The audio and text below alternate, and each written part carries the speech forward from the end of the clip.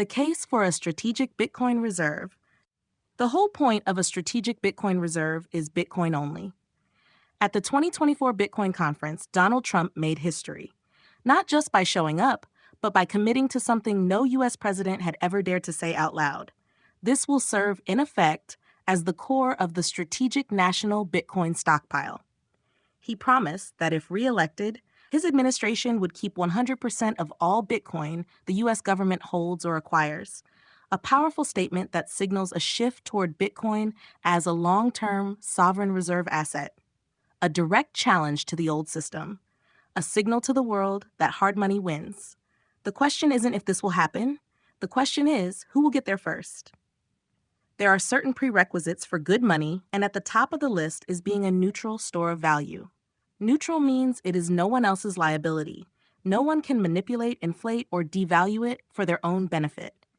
It's not someone else's debt. And most importantly, no one can issue it for free without bearing the full cost of opportunity. Historically, gold was the asset that checked all these boxes. It was the gold standard because it wasn't anyone's liability. It simply existed, held value, and was universally accepted. But today, there's a new contender, Bitcoin. The first asset in history that combines the benefits of scarcity and decentralization with a proof of work that makes it impossible to manipulate. Just like gold, it has no central issuer. But unlike gold, Bitcoin operates in a truly digital world. In short, Bitcoin is the new gold. But this time, it's truly neutral, available to anyone, anywhere, and backed by the energy of the real world. The last time the world abandoned the last neutral global reserve asset, gold, we made a choice that altered the course of history. We adopted the USD as the global reserve currency, and in doing so, gave the United States an unprecedented advantage, the ability to issue money at will without bearing the opportunity cost. This seigniorage became a powerful tool, one that benefited the U.S. and only the U.S. at the expense of everyone else. What followed was inevitable. As the U.S. could print money whenever it wanted, it grew accustomed to the benefits of this free money, while other nations were forced to hold and use USD. Over time, this unfair advantage led to the weaponization of the USD, with the U.S. using its currency to impose sanctions, control global finance, and dictate terms to sovereign nations. But the worst part?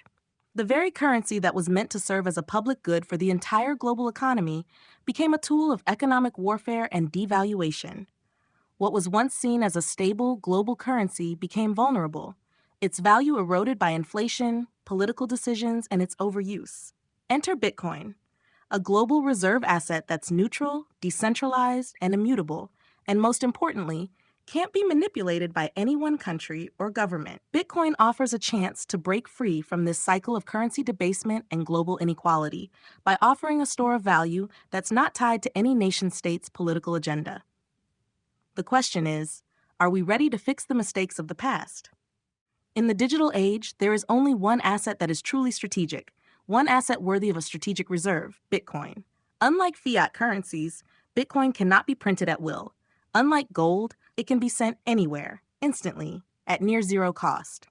And unlike every other digital asset, Bitcoin alone has the proof-of-work foundation, the decentralization, and the neutrality to ensure no one entity, not a corporation, not a government, not an elite group, has an unfair advantage over the rest of the world.